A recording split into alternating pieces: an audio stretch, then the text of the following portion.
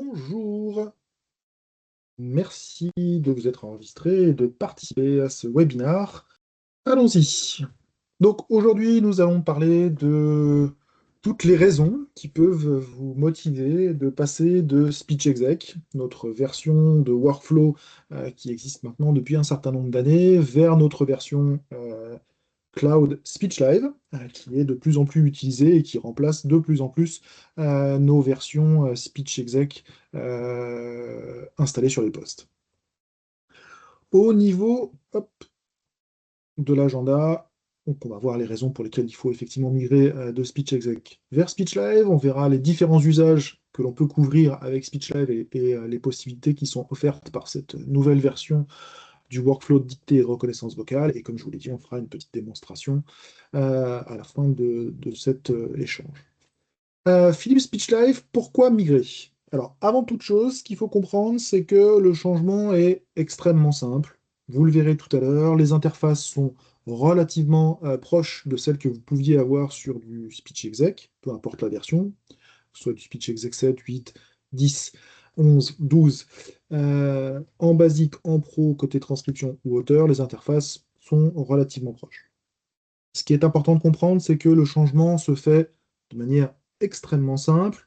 Les appareils que vous utilisiez auparavant, côté dictée, restent compatibles avec SpeechLive.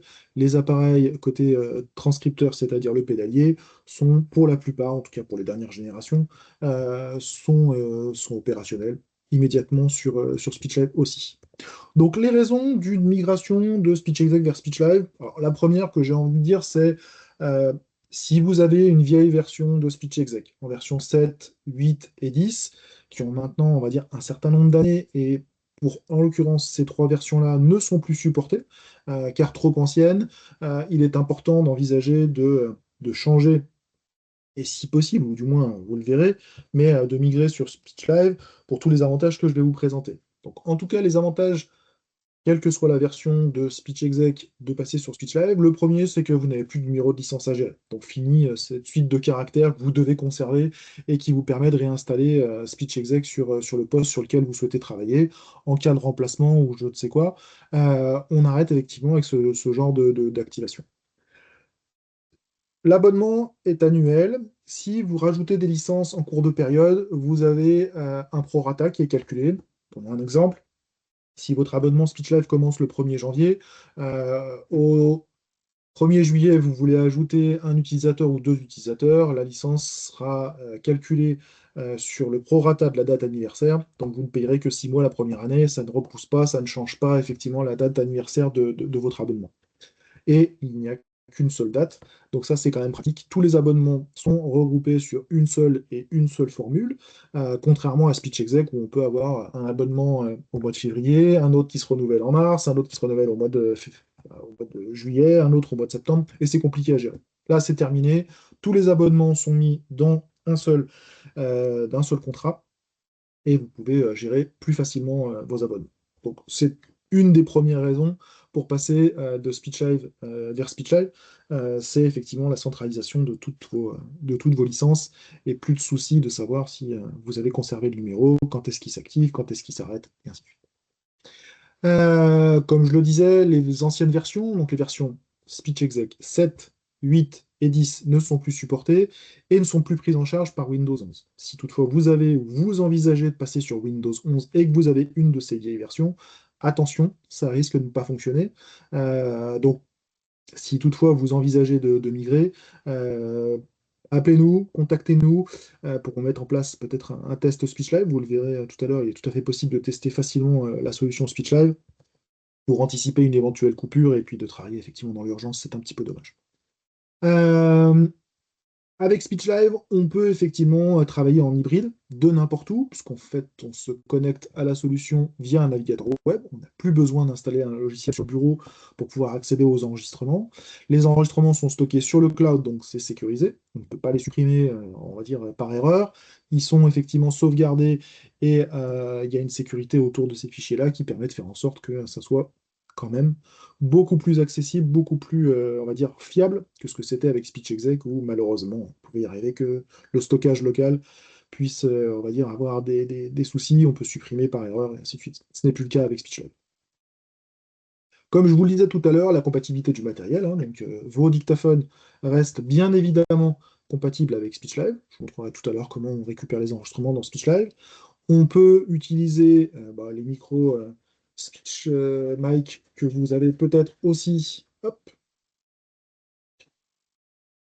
comme celui-ci, hop, qui vous permet d'enregistrer dans SpeechExec. Ça fonctionne aussi avec SpeechLive, et d'autres fonctionnalités sont possibles. Donc, je vous disais, stockage sécurisé sur les serveurs Microsoft Azure, certifié HDS, hébergeur données de santé, pour garantir que dans le domaine médical, vous n'ayez pas de fuite de données et toutes les réglementations qui sont demandées par le ministère de la Santé soient respectées. C'est le cas. Vous avez en plus l'option reconnaissance vocale qui est activée sur SpeechLive, que vous n'avez pas sur SpeechExec. Donc vous pouvez coupler de la reconnaissance vocale avec votre abonnement SpeechLive. On verra là aussi plus dans le détail, mais on a trois moteurs qui sont accessibles via SpeechLive. Le moteur SpeechLive, Dragon Professionnel Anywhere et Dragon Medical One. Pour ceux qui possèdent déjà des licences Dragon Medical One, on a la possibilité de coupler SpeechLive avec Dragon Medical One et d'offrir un workflow complet, de pouvoir déléguer effectivement les corrections au secrétariat quand on utilise Dragon Medical One. Donc fini, on va dire, la dictée au curseur simple et unique. Vous pouvez continuer bien sûr à faire de la dictée au curseur avec Dragon Medical One, mais vous allez pouvoir utiliser SpeechLive comme, on va dire, outil collaboratif, utiliser le dictaphone, dicter, transmettre vos enregistrements au secrétariat et utiliser la reconnaissance vocale de Dragon Medical One pour pouvoir transcrire ces enregistrements. Avec SpeechLive, automatiquement, les auteurs ont accès à l'application mobile. J'insiste bien sur les auteurs. Vous pouvez utiliser l'application mobile, et je vous en ferai une démonstration tout à l'heure, pour dicter. Alors, en complément ou en remplacement de vos dictaphones, mais c'est un outil qui va vous permettre de pouvoir dicter de n'importe où. Et surtout, de transmettre vos enregistrements immédiatement côté secrétariat. Donc ça, c'est quand même pratique. Les deux plateformes sont effectivement compatibles. On a une application pour iOS, iPhone, et pour les Android. La gestion du flux de travail, donc c'est aussi une des raisons qui peut vous pousser à partir sur SpeechLive plutôt que SpeechExec. Aujourd'hui, avec SpeechExec, on a un point d'entrée, généralement on télécharge au poste de la secrétaire. L'avantage avec SpeechLive, c'est qu'on va pouvoir gérer des équipes, des sites, et on va pouvoir acheminer les enregistrements là où on le souhaite. Donc c'est quand même beaucoup plus pratique avec SpeechLive d'avoir une architecture ou des groupes de travail, on va dire un peu plus complexes que ce que l'on pouvait avoir auparavant avec SpeechExec. Je prends un exemple tout simple pour que ça soit plus clair pour tout le monde. Admettons que je travaille sur deux sites, avec deux équipes de secrétariat sur les deux sites, je vais avoir via mon smartphone la possibilité d'enregistrer mon fichier son, et au moment où je souhaite envoyer mon fichier son à mon secrétariat, je vais pouvoir choisir si j'envoie sur le site 1, l'équipe de secrétariat du site 1, ou sur l'équipe de secrétariat du site 2. Ça, ce n'est pas immuable. On a aussi bien évidemment la possibilité, une fois qu'on est au bureau, de pouvoir prendre des enregistrements et les déplacer d'un site à l'autre. C'est bien évidemment possible. Mais ces options-là ne sont possibles que sur SpeechLive, elles n'étaient pas sur SpeechXC. On peut avoir un compte administrateur pour pouvoir gérer les utilisateurs. Donc gérer les utilisateurs, ça ne veut pas seulement dire les créer et les supprimer, ça peut dire aussi les affecter à des groupes, comme je viens de le dire, avec la gestion des routages et des utilisateurs, attacher des licences de reconnaissance vocale s'il y en a ou s'il y en a besoin d'en ajouter. Enfin voilà, on a une gestion centralisée de toutes les licences et de tous les utilisateurs via l'administrateur du compte SpeechLive. Encore une fois, que nous n'avons pas avec SpeechExec, puisque chaque licence se gère de manière séparée et on doit faire les paramétrages sur chacun des postes. Et comme je le disais tout à l'heure, là aussi, vous avez la possibilité de tester gratuitement la version SpeechLive pour pouvoir éprouver toutes les fonctionnalités que je vais brièvement vous décrire juste après et pendant la démonstration. Donc ça peut être intéressant peut-être de voir ce que vous pouvez faire avec un outil comme celui-ci en remplacement de ce que vous avez déjà. Le message que je dois faire passer au-delà des raisons, on va dire, techniques, organisationnelles de SpeechLive, c'est qu'il ne faut pas avoir peur du changement. Cette application SpeechLive, cette solution SpeechLive, est relativement proche de SpeechExec, et le retour que nous avons des utilisateurs SpeechExec passant sur SpeechLive est qu'au bout de quelques minutes, on retrouve très facilement son outil et son fonctionnement global, quand on essayait de faire en sorte que la migration soit la plus, on va dire, facile possible. Au niveau des différents scénarios couverts par SpeechLive, donc là on va se focaliser sur SpeechLive et pas forcément sur les raisons pour lesquelles il faut passer de SpeechExec à SpeechLive, c'est avant tout le fait que l'on puisse utiliser la reconnaissance vocale. Aujourd'hui, SpeechExec n'est pas compatible, n'a pas de passerelle pour pouvoir passer à la reconnaissance vocale. C'est une solution complètement pensée pour envoyer vos fichiers son vers la reconnaissance vocale.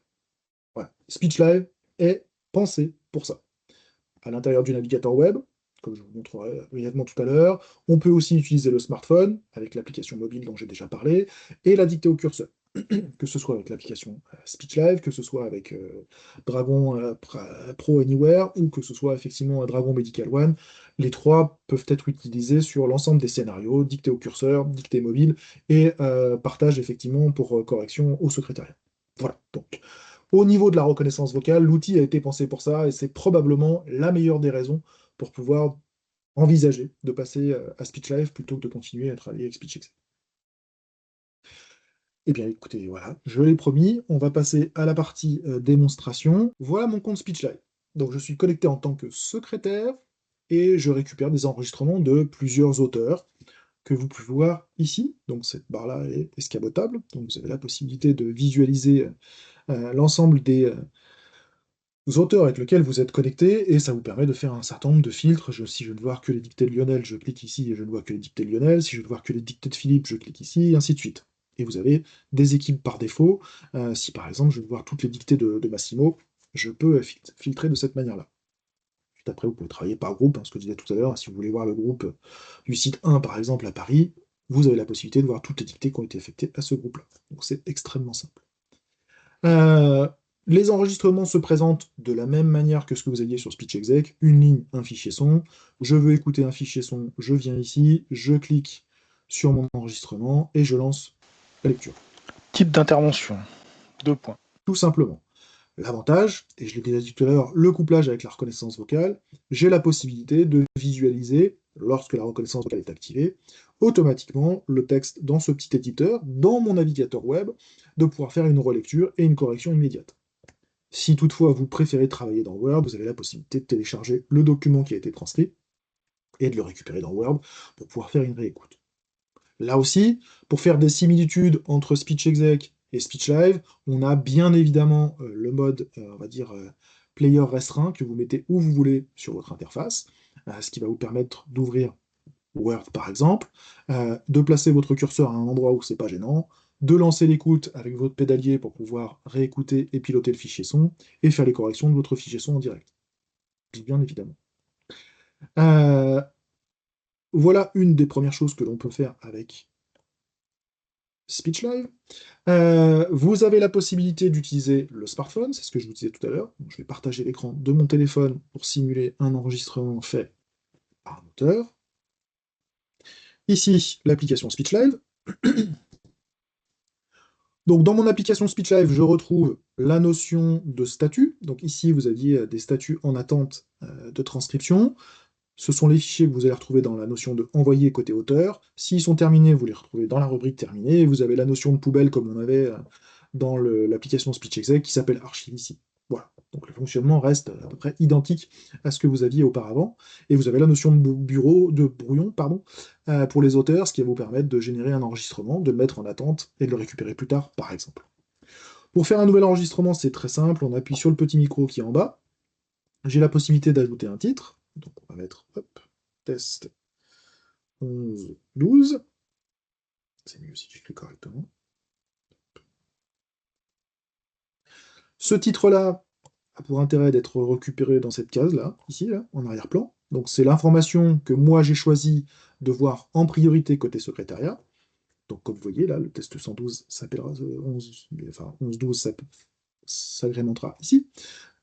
Et voilà, vous pouvez mettre c'est vraiment un champ libre, donc vous mettez ce que vous voulez.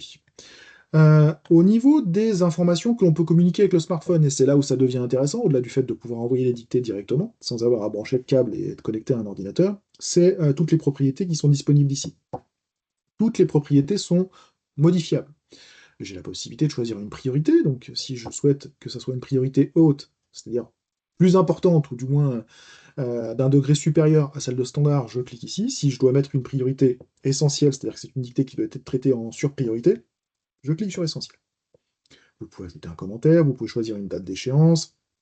Là, vous avez tout un tas de champs qui sont sélectionnables et que vous pouvez utiliser. Je ne vais pas tous les utiliser, mais en tout cas, ça permet une grande autonomie dans le paramétrage et dans les informations que je souhaite communiquer au secrétariat. Donc ça, c'est quand même pas mal. L'avantage aussi du smartphone, c'est qu'on va pouvoir joindre des images ou des vidéos. Vous allez pouvoir vous dire, oui, bah, pourquoi joindre des images? Bah, tout simplement, par exemple, je suis avec un client, il me donne un document, je prends la photo du document, j'en parle dans ma dictée, je fais allusion à ce document-là, j'en ai déjà transmis une photo au secrétariat, ce qui sera beaucoup plus simple après coup pour récupérer et archiver le document, parce que je sais, enfin, le secrétariat saura déjà de quoi je parle. Une fois que j'ai fait mon enregistrement, que je vais réaliser, bonjour, ceci est un test, afin de vérifier que nous pouvons bien générer un enregistrement via mon smartphone, l'envoyer à SpeechLive pour transcription via mon secrétariat. Point. Une fois mon enregistrement fait, comme vous l'avez vu, hein, quand l'enregistrement se fait, vous avez un petit potentiomètre qui permet d'être certain que le son est bien en train d'être pris en compte.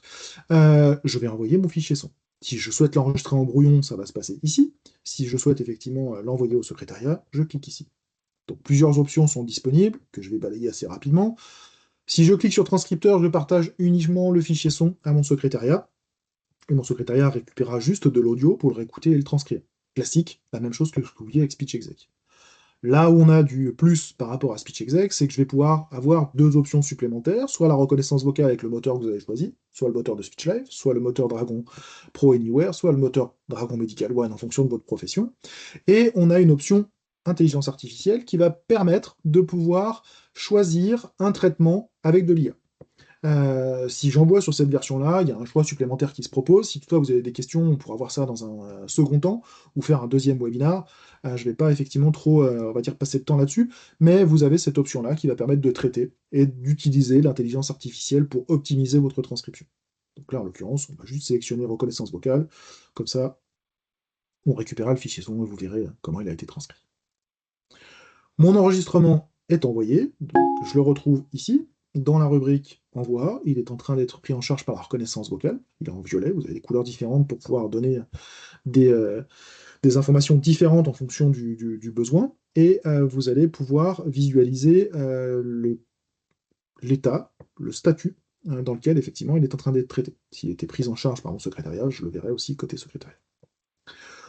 Voilà pour l'application smartphone, je ne vais pas passer plus de temps. Donc vous voyez, ma dictée est déjà arrivée, hein, elle est déjà ici. Donc comme je vous disais tout à l'heure, le titre est quand même pratique parce que c'est la première information que je vois. Ça peut être un nom de client, ça peut être un nom de dossier, ça peut être un numéro de dossier, enfin ce que vous voulez, peu importe. Ce qui est intéressant avec SpeechExec, c'est que vous allez pouvoir paramétrer les cases enfin les colonnes, pardon, que vous souhaitez visualiser, et dans l'ordre que vous souhaitez. C'est-à-dire que moi j'ai mis que le titre devait être la première colonne que je visualise, mais si toutefois pour vous la priorité est plus importante, vous pouvez inverser les choix. En haut, c'est tout ce qui est à gauche, plus on descend, plus ça sera à droite.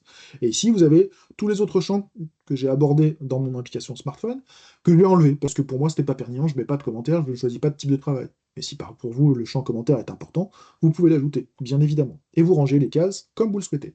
Donc là, j'ai mis la priorité en premier, le titre, le commentaire, si vous l'utilisez, la longueur, enfin bon, vous avez compris l'idée. Vous n'affichez que ce que vous souhaitez, et dans l'ordre de gauche à droite, comme ça vous semble le plus pertinent. La reconnaissance vocale a eu lieu, donc je vais pouvoir visualiser, hop, ici, l'information que je viens de dicter. Bonjour, ceci est un test. Afin de vérifier que nous pouvons bien générer un enregistrement via mon smartphone, l'envoyer à SpeechLive pour transcription via mon secrétariat. Point. Donc, bonjour, ceci est un test. ça c'est bien. Une fois que vous avez fait la transcription, vous pouvez bien évidemment corriger directement ici, ou exporter en copier-coller, ou en exportant dans un format doc, PDF ou TXT directement le contenu que vous avez ici.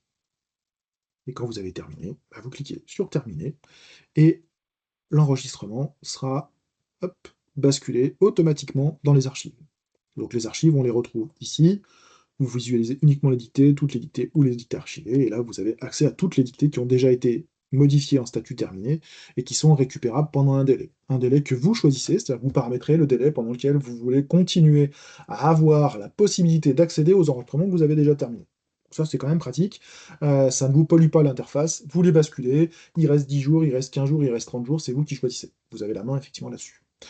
Autre point intéressant par rapport à SpeechExec, c'est que si vous avez beaucoup de dictées, ici il n'y en a que 3, mais si toutefois vous en avez une quantité un peu plus importante, par exemple comme sur cet utilisateur-là, vous pouvez lancer une recherche sur l'ensemble des champs pour pouvoir faire une vérification. Donc, par exemple, pour retrouver une dictée, bon, forcément Massimo, il y en a beaucoup, mais on va pouvoir visualiser toutes les informations Massimo avec l'information suivante, avec un numéro de dossier par exemple, avec une information pour pouvoir retrouver plus facilement, plus rapidement l'information que vous cherchez. Donc, c'est un mode de recherche, mais qui agit sur l'intégralité de ce qui est affiché à l'écran. Donc, quand vous avez une trentaine de dictées, ça peut être très pratique. Le nom d'un patient ou d'un dossier, vous cherchez en priorité plutôt que de descendre et chercher un par un. Vous avez la possibilité de retrouver de cette manière. Voilà.